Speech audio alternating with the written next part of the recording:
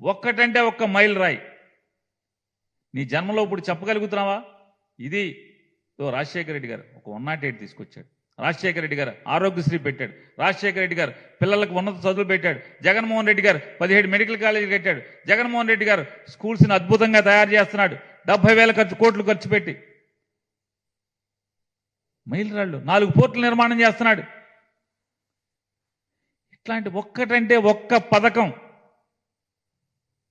చంద్రబాబు నాయుడు మీ జన్మలో ఈ రాజకీయ చరిత్రలో నేను గుర్తుండిపోయేటువంటిది ఈ పథకాన్ని చేశానని, లేదా 2014 నుంచి 19 దాకా ఇవాళ కనిగిరిలో ఏం చెప్పాలి? దమ్మున్నాడు రాజకీయ నాయకుడైతే 2014 నుంచి 19 దాకా నేను మీకు ఈ రకమైనటువంటి పరిపాలన బ్రహ్మాండంగా అందించాను. మళ్ళీ అదే పరిపాలన తీసుకొస్తాను. ఇవాళ మీరు కష్టాలు పడుతున్నారు కాబట్టి మళ్ళీ నాకు అధికారం ఇవ్వండి అని చెప్పే దమ్ముందా?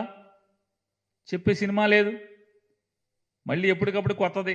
కర్ణాటకలో బస్సు ఎక్కుతున్నారు కాబట్టి ఆడవాళ్ళకి బస్సు. అంటే ఎక్కడన్నా ఒక రాజకీయ పార్టీ గెలిస్తే ఆ రాజకీయ పార్టీ మేనిఫెస్టోని కాపీ కొట్టి ఇక్కడ పెట్టేటువంటి దిక్కుమాలని కర్మ తప్పితే ఇటువంటి మీటింగులు 10 కాదు, 20 కాదు, 30 పెట్టుకోండి.